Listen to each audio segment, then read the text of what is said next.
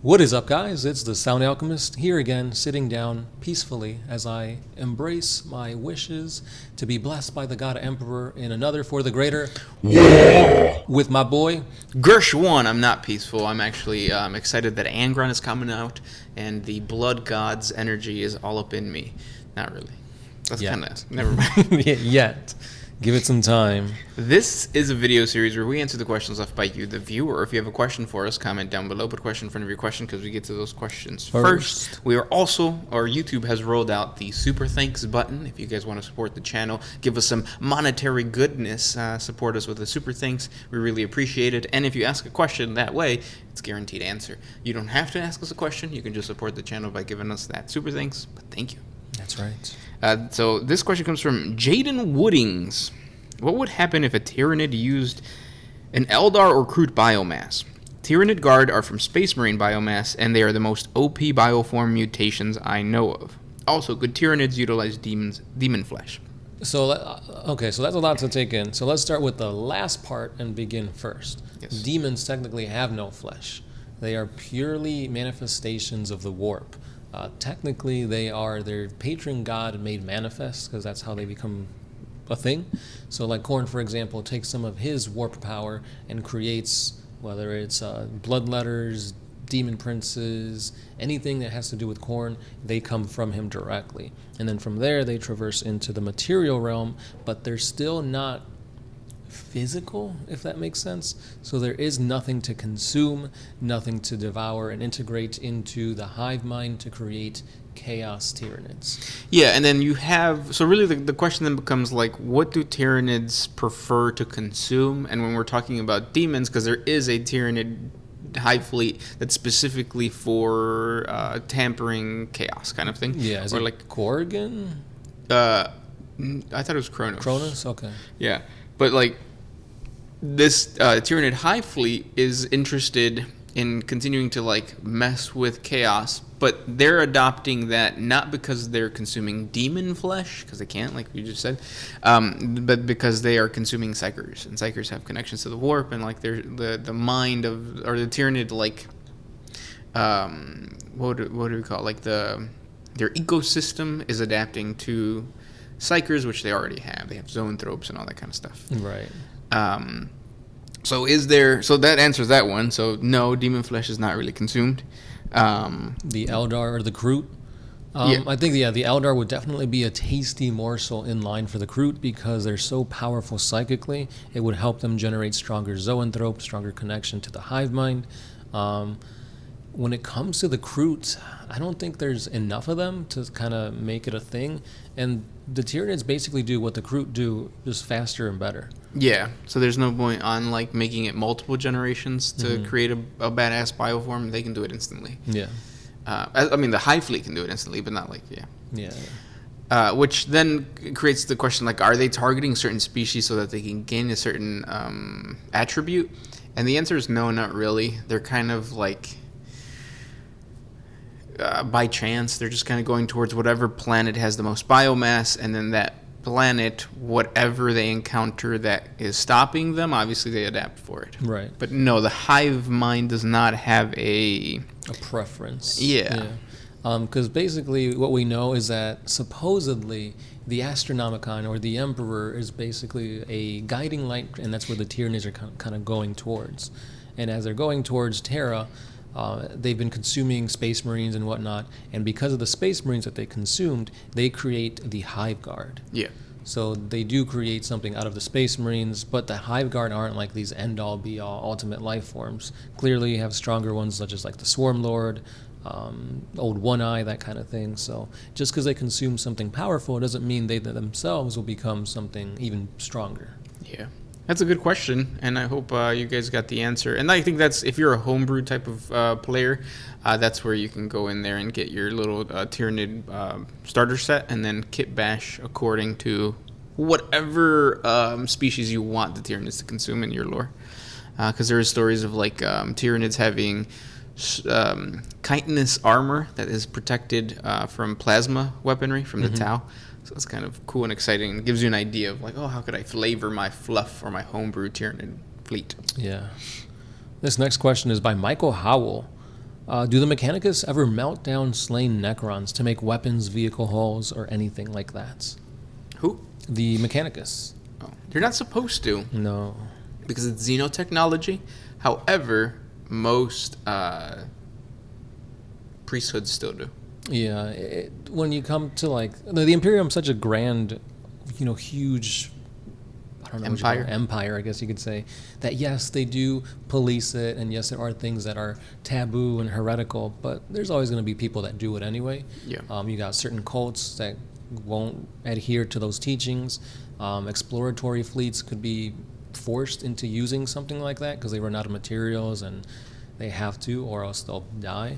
So yeah, it does happen, but yeah, they're not supposed to. Yeah. Another awesome place to like homebrew, because you could be like, oh, my Adeptus or my Skitarii army is actually connected to a rogue trader who's giving them access to Necron weaponry and stuff like that, and then you flavor that to that. I think I just really want to get back into the hobby because of that whole aspect of like homebrewing, and these questions are triggering that like I want to get back into it thing. Next question comes from Darian Wethington.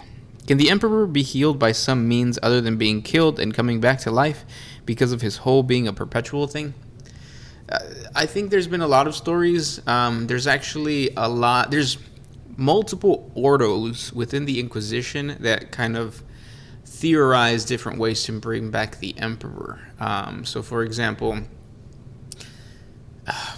the Horasian sect of the Inquisition believes that the Imperium should use chaos powers or warp powers to fight the warp and bring back the Emperor. Mm-hmm. So through the manipulation of chaos or of psychic energy, they can bring back the Emperor, which is kind of heretical because it's like then you're playing with fire that you're not supposed to be using, kind of thing. You're fighting fire with fire, but at the end you're gonna get burnt. Right? Yeah, that's how the saying goes. Yeah, and that's what's happening to that Ordo of the Inquisition. And there's like it's usually radicals within there that are trying to do things, and then Inquisitors from the more Puritan side of the entire what is it called, the Adepta, and then so it's a back and forth.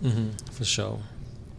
Next one. Merrick Gruska says, any idea what those little shield thingies on Terminator armor are for? They're located on the armor's torso, near the area that would be where humans have a heart. Is it to show heraldry, protect the dude, or just for shits and giggles? Like, son, here's another layer of protection for your already formidable suit of protection. Keep the awesomeness going. Thank you, man. Yeah. And it's a little bit of show and tell kind of thing. Yeah, but from what I remember, at least in the lore, it is a lot of show and a lot of tell, because it is actually the Emperor's armor that was melted down and put into these awesome heraldic, shields. Yeah. And that's why they wear it. So if you have one on you, it's like you've got the Emperor fighting alongside you. Super important, especially considering it's the Emperor's armor. It's the cream of the crop. You're fighting one of those, and they're like, look at my shield, look at my shield. It's basically like those douchebags that wear chains. I'm just kidding. Next question comes from Adrian Sutherland Shettle. Can you guys please put these videos into a playlist for us? Cheers from Australia. So we have that, and thank you. There's a For the Greater WAAAGH playlist that you could just watch, and it goes all the way back to like when we were children, when our testes were yet to drop. Yes, we have no facial hair. Our voices are really high, and we watched a lot of PewDiePie. Next question. This one is by Andrew Williamson. What do Space Marines carry on their person? Like, besides weapons and armor, what else do they got? They're hung. Usually, like, if you check out our 40 facts and lore on the daily life of a Space Marine, like, they're regular monks. They wear their robes. They have their black carapace. The things that are attached to their black carapace are just like devices, kind of thing. Yeah. Think of it kind of like an Apple Watch that never, like, leaves your hand. But yeah. Yeah, it's not much. Like, they don't really need much. I've been reading the heresy novels, and yeah, they just pretty much just wear robes when they're not in full armor. Every now and then they'll have like a cup of like wine or something. But yeah, they just chill. Yeah, think of it kind of like students in a dormitorium, and they're just like kind of walking around all over the place, because that's what a fortress monastery is. Basically, it's their home, and it's a bunch of them. So, next question comes from. Got one by Death King Hellstyle. Hey OMS, I've just started a Tau army and I'm still trying to figure out how to make them as deadly as possible. Do you have any time to make this new player badass? No, we don't. Sorry. And those were the questions for. And it's like the Tau, so the Tau are, right now they're not meta, right? They were somewhat, but I mean, it's like with every codex that comes out, the meta just gets better and better and better for that army because they want to sell. But definitely, I'd say stick to the rail rifle hammerheads, because like they do an insane amount of damage. Oh yeah, that would be a good one. Yeah, so devilfish with a lot of troops inside. That way you can go and claim objectives. And besides that, you just need to like kind of fill the rest out with like riptides and drones. Definitely do not forget your drones. Yes. No fire warriors. None. Breachers. Yeah. But yeah, the thing that's interesting about creating a competitive army list is that it's always changing. So like you asking that question right now and us giving you that answer today is probably going to change in a month. Mm-hmm. That's 40K for you. You're going to get rules and updates and FAQs, and eventually things are going to change. That's why everybody should play for fun. 40K is about the hobby, not the competitiveness. If you want to play competitively, go play Magic, HeroClix, something else. Yeah, if you guys ever went to like 40K tournaments, let us know how those go. Do you actually win like good size like monetary prizes, or is it just like here's store credit? Yeah.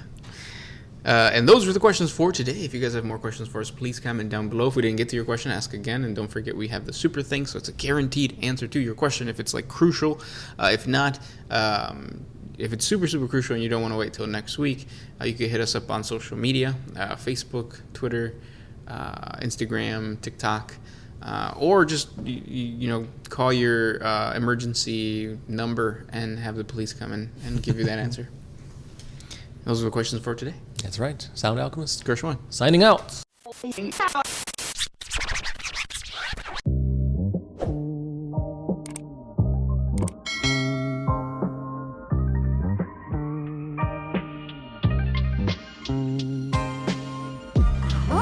used to put my freedom first in any situation.